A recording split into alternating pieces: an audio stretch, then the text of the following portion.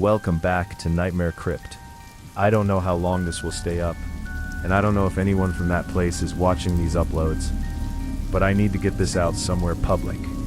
I've tried telling people in person, and they either laugh it off or get uncomfortable and change the subject. I get it.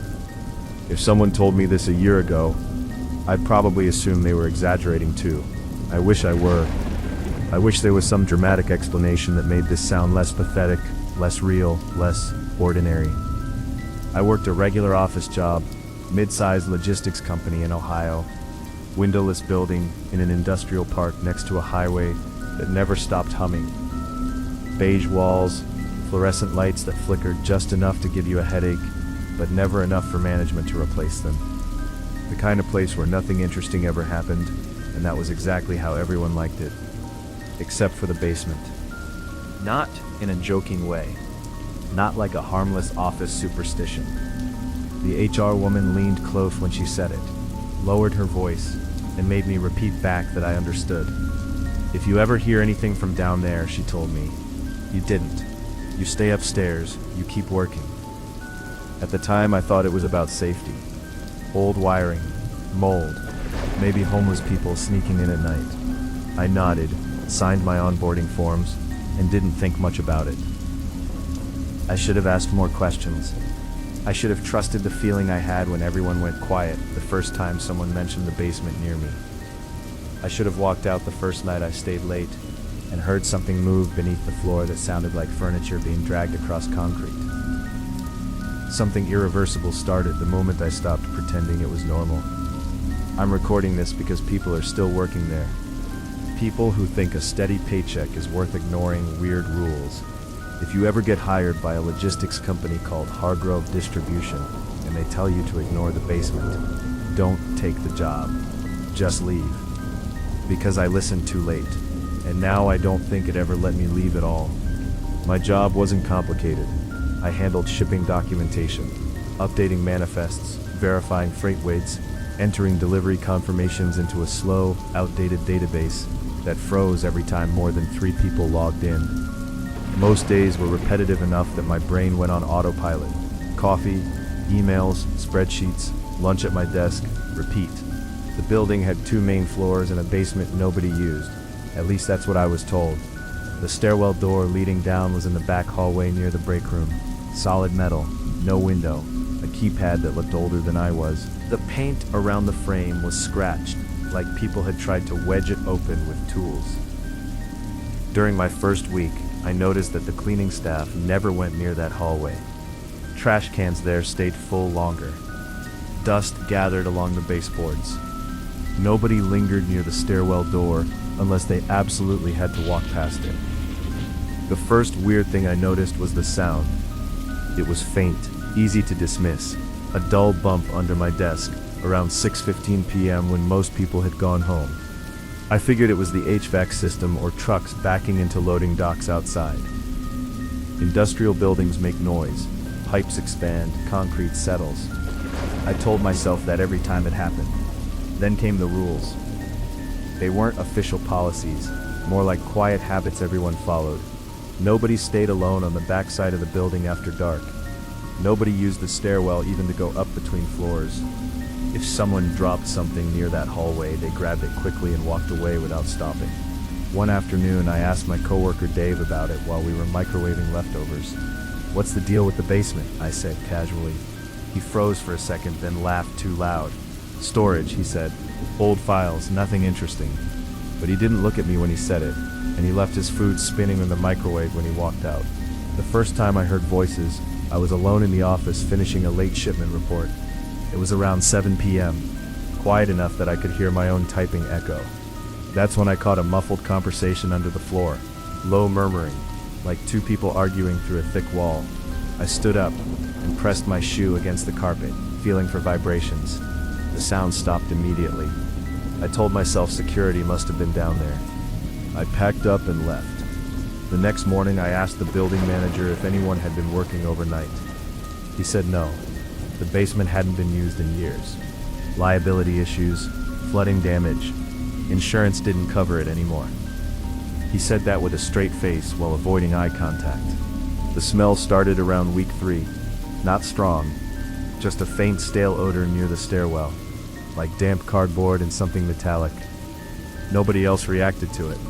People walked past like it didn't exist. I asked if something had died in the walls, and my supervisor just said, "Airflow problems. Don't worry about it." But I did worry, because the noises became more frequent. Scraping sounds, something rolling slowly across concrete, a hollow knocking that sometimes matched the rhythm of footsteps walking above it. And every time I mentioned it, the room got quiet. I started noticing how tired everyone looked, not just overworked, drained. Slow reactions. People flinched when sudden noises happened. One woman named Karen kept earbuds in, even when no music was playing. She told me she liked the pressure in her ears because it helped her focus. I didn't understand what she meant until I started hearing the whispering clearly. Not words, just the shape of voices. Too quiet to make out, but unmistakably human. Always from below. The first night I couldn't sleep because of it. I told myself I was imagining things. I had stayed late 3 days in a row to meet a deadline. I was drinking too much coffee. Stress does weird things to your brain. That's what every article online says. But then the sounds followed patterns. They started around the same time every evening, 6:30 or 7. Low shuffling, a slow drag like something heavy being moved in short bursts. Sometimes a series of knocks in uneven intervals. Sometimes a long stretch of silence so deep it felt like pressure building in my ears. One Friday I stayed late alone. Everyone else left early for some office birthday party I skipped. Around 7:10 I heard a chair scrape directly under my desk. Not near it, under it. The vibration rattled my coffee mug. I froze and listened. Footsteps moved beneath me, deliberate, slow pacing, back and forth, back and forth. I leaned down and pressed my ear to the carpet. I could hear breathing, human breathing, close enough that I could hear the slight whistle in someone's nose when they exhaled. I jumped up so fast I knocked my chair over. The breathing stopped instantly. Total silence, no echo, no movement. I left the building without shutting down my computer. After that, my sleep got worse. I started waking at night, convinced I heard faint knocking coming through my apartment floor, even though I lived on the 3rd level. I told myself it was neighbors, pipes, construction. But the rhythm was the same as work, uneven, patient. My coworkers looked worse too. Dave started forgetting basic tasks. Karen began crying at her desk without realizing it. One guy quit mid-shift and left his badge on his keyboard without saying goodbye. Management pretended nothing was wrong. I tried to ignore it like they told me. Headphones in, music loud, eyes on my screen. But the sounds found ways around everything. Sometimes I felt vibrations through my chair before I heard anything. Sometimes I noticed small dust particles falling from ceiling vents when heavy impacts happened below. The worst was the silence. There were nights when everything stopped. No HVAC noise, no traffic hum, no buzzing lights, just a deep stillness that felt heavy enough to press against my chest. During those moments, I had the overwhelming sensation that something directly beneath me was listening upward. One evening, Karen pulled me aside near the bathroom. Her hands were shaking. "You hear it too, right?" she whispered. I nodded. Her eyes filled with tears. "Don't go down there," she said. "It wants you to think you need to check." "What is it?" I asked. She shook her head. "We're not supposed to talk about it. They say it gets worse when you acknowledge it."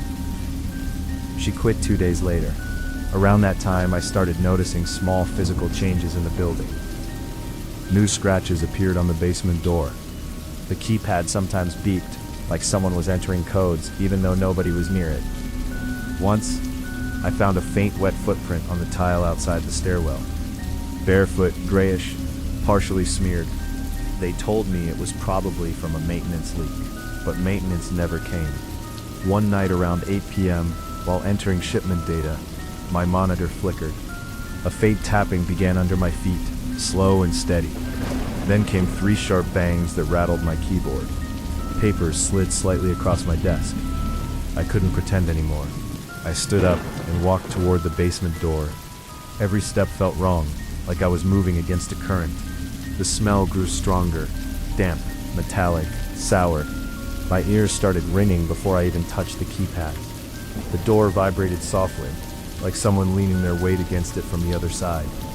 My hand hovered inches away from the handle, and I swear I heard my own voice whisper from the other side, perfectly clear, saying my name. I ran.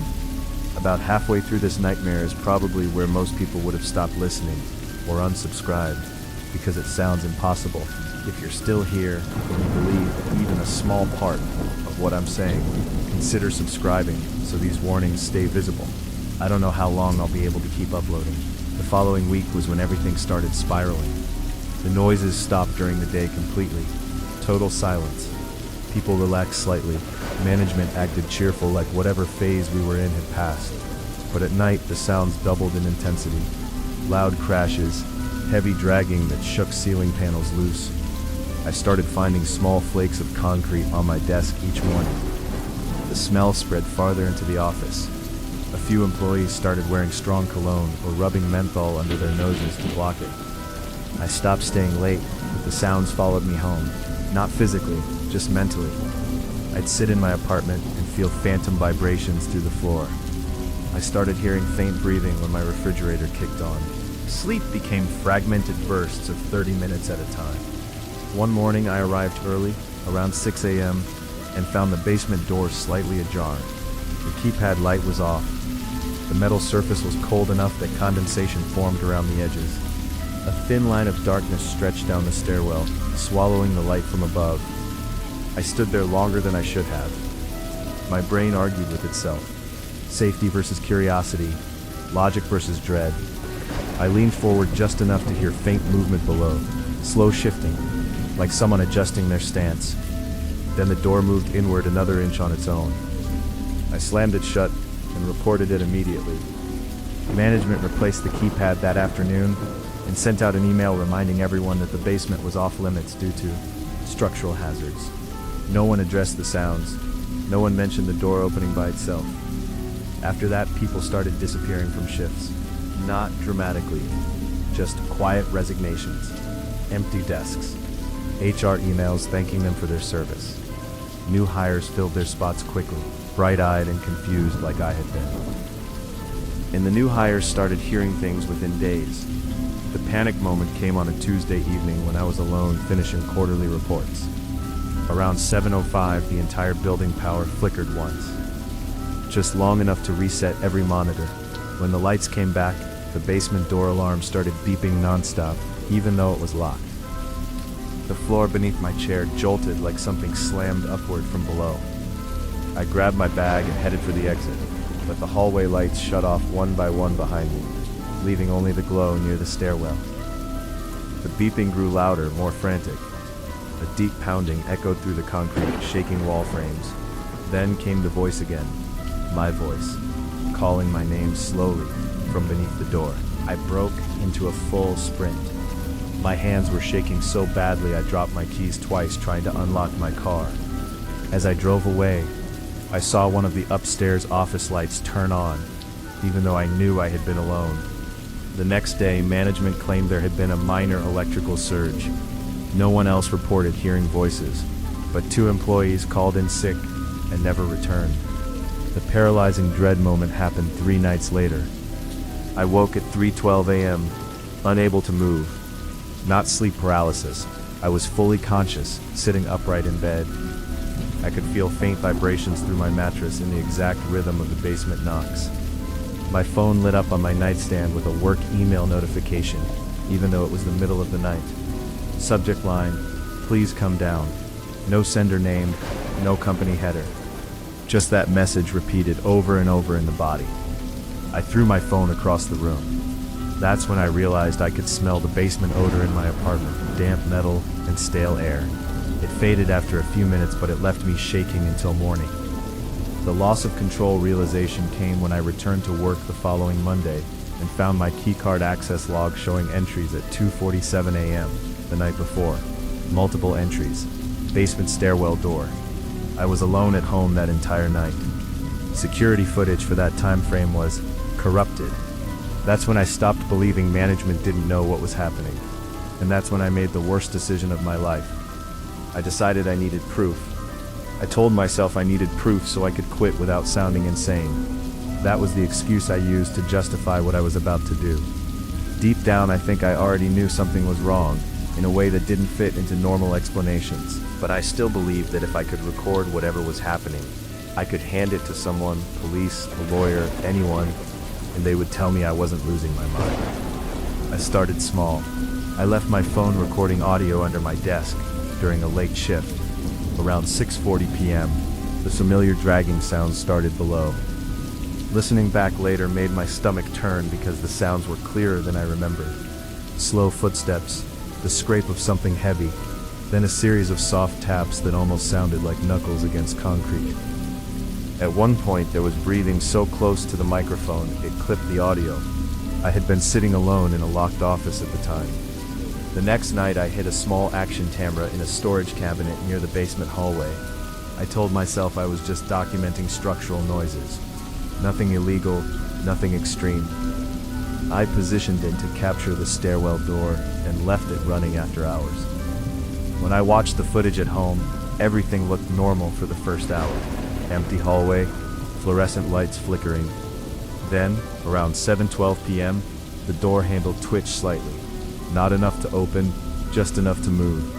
The keypad flashed random numbers even though nobody was there. A few minutes later, a dark shape appeared at the bottom crack of the door, just a shadow moving back and forth as if someone was pacing on the other side. Then, the camera microphone picked up something I couldn't hear when I was there. Whispering. Multiple voices layered together, too quiet to make out words but clearly human. At 7:26 p.m., the door bent inward slightly like pressure was being applied from below. The metal frame creaked. The camera shook from vibrations through the floor. I watched that clip at least 20 times, trying to convince myself it was some weird mechanical issue. But shadows don't pace with the rhythm of footsteps, and keypads don't light up randomly for 15 minutes straight. The next day I showed the footage to Dave. He watched it without blinking, then quietly closed my laptop. "You need to delete that," he said. "Why?" I asked. "You can hear it too." He rubbed his face hard like he was trying to wake himself up. "It gets worse when you record it," he said. "They warned us when I started. Don't document, don't go looking, just ignore it and do your job." "What is it?" I asked. He shook his head slowly. "I don't think anyone knows anymore." That night the building felt different, heavier.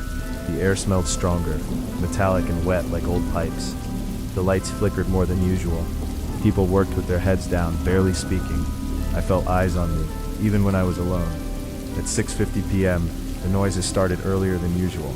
Loud, deliberate footsteps, moving directly beneath my desk. My chair vibrated so much my teeth clicked together. I grabbed my bag to leave, but my computer screen flickered on its own, opening a blank email draft. The cursor moved slowly across the screen, typing letters one by one. DONTLEAVE. I unplugged the monitor and walked out. When I got to my car, I realized my keycard was missing. I tore through my bag and pockets. Nothing. I went back inside, thinking maybe I dropped it near my desk. The office was empty, lights dimmed to night mode. The basement hallway glowed brighter than the rest of the building, almost like someone had replaced the bulbs with stronger ones. My keycard was sitting on the floor directly in front of the basement door. I didn't remember walking near it. The door vibrated faintly as I approached.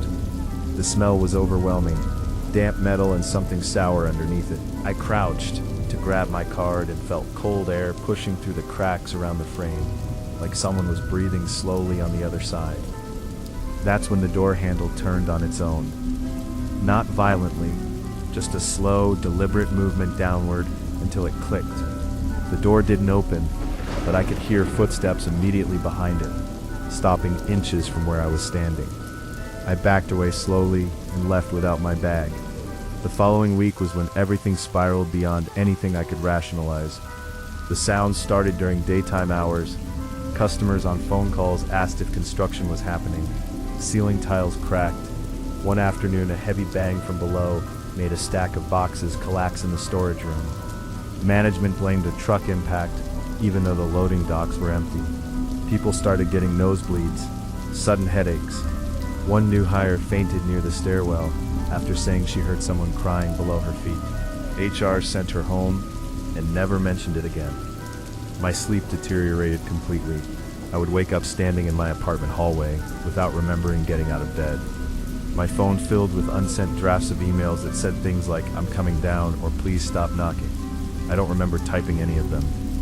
One morning I found dirt under my fingernails and concrete dust on my shoes. My keycard log showed another overnight entry to the basement. Security footage for that hour was missing again. I started taping my bedroom door shut at night. The panic moment that changed everything happened during a late storm when most employees left early. I stayed behind to finish work because I needed the overtime. Around 7:30 p.m., lightning struck nearby and the building power cut out for a full minute. When emergency lights kicked on, the basement alarm started blaring, louder than I had ever heard it. The stairwell door burst open about 2 inches like pressure released from inside. A wave of cold air rushed into the hallway, carrying that metallic smell so strong it burned my nose. From the darkness below came a heavy, dragging sound moving rapidly upward. I ran, but halfway to the exit, the hallway lights shut off one by one again, leaving only the red glow from the emergency signs. The pounding beneath the floor matched my footsteps perfectly, like something was chasing me from below through concrete. I slipped on loose papers and slammed into a wall hard enough to knock the breath out of me. That's when I heard my voice behind me, perfectly clear, calling out, "Wait." I crawled the rest of the way to the exit and drove home shaking so badly I could barely keep the car on the road. The next morning, management claimed nothing unusual happened. They said there had been a brief generator test. No alarms, no open doors, no reports. But the basement keypad had deep scratches across it, like someone had clawed at the numbers. After that night, I stopped pretending I could ignore it. I brought in a handheld camera and decided I was going down there after hours. Not out of curiosity anymore, out of desperation. I felt like it was already inside my life, inside my sleep, inside my head. I needed to see what was actually there. I waited until a Friday when most people left early. Around 8 p.m., the office was empty. The building felt unnaturally quiet. No HVAC hum, no distant traffic noise, just a heavy silence pressing against my ears. The basement door was unlocked when I reached it. The keypad light glowed green without me entering anything. The handle was cold and slightly damp. My hands shook so badly I almost dropped the camera. I hesitated for a long time, listening. No sounds from below, just darkness. I opened the door. The stairwell descended in a tight spiral of concrete steps, coated with a thin layer of dust. The air grew colder with each step. The smell intensified until it coated the back of my throat. My camera light cut a narrow beam through the darkness, revealing chipped paint and old water stains running down the walls. Halfway down, I heard a faint shuffle deeper below. Slow, deliberate movement. I kept going. At the bottom was a wide open space filled with old shelving units and stacks of ruined cardboard boxes. Water stains covered the floor like dried puddles. Rusted filing cabinets stood open with papers spilling out. The ceiling was low enough that exposed pipes brushed the top of my head. It looked abandoned, but not untouched. Some boxes were freshly moved. Dust trails cut across the floor in long, dragging lines. A metal chair lay on its side near the far wall, rocking slightly like it had just been pushed. Then I saw the security monitors. An old desk sat against the wall, with multiple screens showing live camera feeds from upstairs, the office, the hallway, even my own desk. Every angle was being watched from down there. I stepped closer, my breathing loud in the silence. One monitor flickered and switched to a live feed of the stairwell behind me. I watched as the door at the top slowly closed on its own, sealing me inside. That was the moment I realized I had made an irreversible mistake. The first heavy footsteps sounded from somewhere behind the shelving units, close enough that I felt the vibration through my shoes. I swung the camera light toward the noise, but saw nothing except rows of boxes and narrow aisles. Another step. Slower. Closer. My chest tightened so much it hurt to breathe. The silence between footsteps felt heavier than the sounds themselves. I backed away toward the stairs, but the monitors flickered again, now showing footage of me from angles that didn't exist in the building. Close shots of my face, my hands shaking, my eyes darting around. Then one screen displayed a live feed of my apartment bedroom. The bed was empty, and something moved past the camera there, just a shadow crossing the wall. I turned to run for the stairs and slammed straight into a shelving unit that wasn't there a second earlier. Boxes crashed around me. The camera slipped from my hand and skidded across the floor, its lights spinning wildly across the room. That's when I heard breathing directly behind my ear, slow and deep, matching my own inhale and exhale perfectly. I couldn't move, every muscle locked. My hands went numb. I stared at the concrete floor while footsteps circled me in a tight radius. The air felt colder with each step. The paralyzing dread moment lasted long enough that my legs gave out and I dropped to my knees. I tried to scream, but nothing came out. I could feel movement inches away from my back, but whenever I forced myself to turn, there was nothing visible, just shifting shadows between the shelves. Then my own voice whispered, right beside my head, "You're late." Something slammed into the shelving unit behind me, knocking it over. Boxes burst open, scattering soaked papers across the floor. I grabbed the camera and ran blindly toward the stairwell, tripping over debris and pipes. The steps felt longer on the way up, like the stairwell had stretched. Halfway up, heavy pounding erupted below me, fast, furious impacts shaking the walls. I slipped twice, but kept climbing, my hands scraping against rough concrete. When I reached the top, the door wouldn't open. I pounded on it, screaming for help, even though I knew nobody was there. The pounding below grew louder, faster, climbing the stairs behind me. I felt cold air rushing upward, like something moving quickly through tight space. In pure panic, I threw my shoulder against the door again and again, until it finally burst open. I collapsed into the hallway and slammed it shut behind me. The metal frame rattled violently for several seconds as something struck it from below. Then silence. I didn't go back to my desk. I grabbed my bag and left the building for the last time, but leaving didn't end anything. The next morning I woke up with dried concrete dust on my clothes and deep bruises across my shoulders. My camera footage was partially corrupted, but the parts that remained showed empty aisles while heavy footsteps circled around me, shaking the frame. Management called asking why I missed my shift. When I told them I quit, they sounded relieved more than anything else. For a few days, the sounds stopped. Then they started again in my apartment. Slow knocks under my bed at night. Dragging sounds in the hallway outside my door when nobody was there. My phone lighting up with work emails from addresses that didn't exist. Subject lines like "come back" or "we're waiting." One evening I came home to find my keycard sitting on my kitchen table, even though I had thrown it in a dumpster miles away. That's when I realized the loss of control wasn't about the building anymore. It had followed me. Or maybe it had always been attached to me from the moment I acknowledged it. The final breaking point happened 3 weeks after I quit. I woke up around midnight to the unmistakable sound of heavy dragging directly beneath my apartment floor. My downstairs neighbor had moved out days earlier. The unit was empty. The noise grew louder, moving slowly toward my bedroom. The air filled with that metallic smell so strong it made my eyes water. My phone turned on by itself and opened a live video feed showing the basement stairwell from my old workplace. The door was open. The camera angle shifted slowly downward as if someone was carrying it, descending the stairs step by step.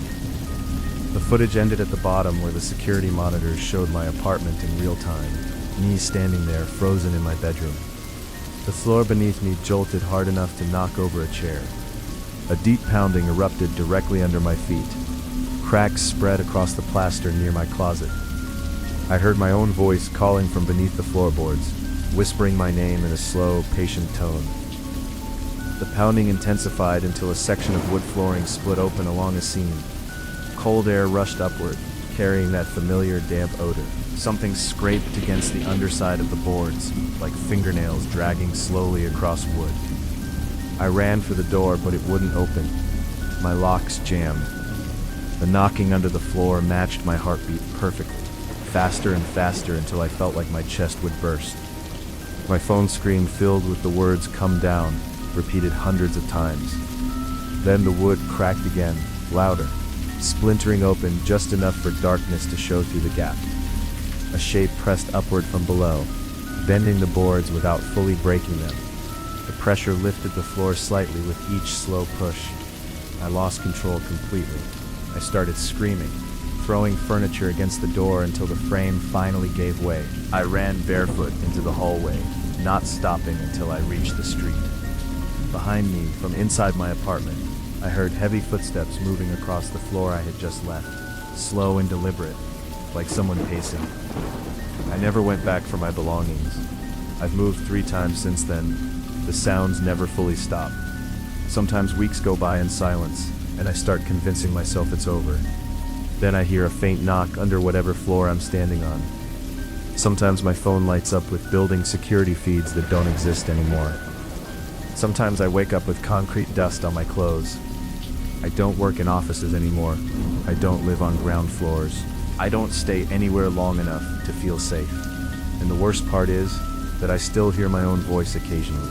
Soft, patient, coming from somewhere below me, calling my name like it's waiting for me to come back and finish something I started.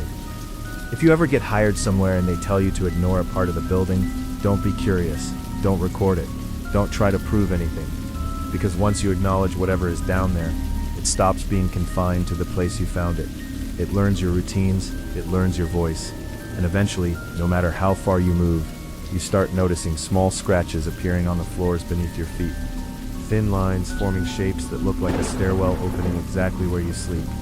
I'm recording this because the knocking has started again tonight, and this time it's louder than it's ever been. The boards under my chair are vibrating in that same slow rhythm I heard before everything fell apart. If this upload cuts off suddenly, it means the floor finally gave way. And if you ever hear someone calling your name from somewhere below you, don't answer.